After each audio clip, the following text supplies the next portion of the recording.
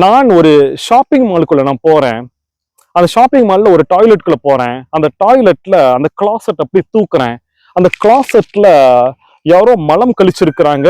யாரோ மூத்திரம் கழித்திருக்கிறார்கள். அதை ஃப்ளஷ் பண்ணாம அப்படி தேங்கி நிற்கிறது.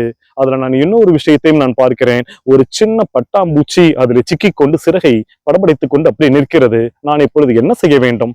நீங்கள் என்ன செய்வீர்கள்? ஃப்ளஷ் பண்ணிட்டு போயிருவீங்களா? பட்டாம்பூச்சி இருக்கிறது என்ற பிரக்ஞையாவது உங்களுக்கு இருக்குமா? இங்கே பாருங்கள், நான் சொல்லிக் கொடுக்கிறேன், நான் செய்திருக்கிறேன்.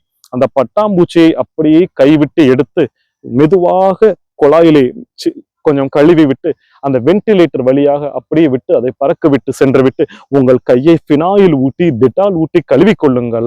நீங்கள் இதோ நான் உயிரோடு தான் இருக்கிறேன், நான் ஒன்றும் செத்து போகவில்லை, அப்படி ஒன்றும் கிருமி எல்லாம் என்னை தாக்கி விடவில்லை. இந்த அசிங்கம் கன்றாவி என்பதெல்லாம் மனம் சார்ந்தது.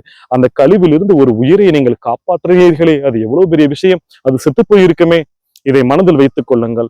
இதிலிருந்தெல்லாம் நீங்கள் தேறி வந்தால்தான், ஏனென்றால் அஷ்டாங்க யோகத்தின் முதல் படி கொல்லாமை. இந்த உயிர்கள் தத்தளித்துக் கொண்டிருக்கும் பொழுது நீங்கள் அதை கொன்று விடுகிறீர்களா, அதை நீங்கள் யோசிக்கவாவது செய்கிறீர்களா என்பதை புரிந்து கொள்ளுங்கள்.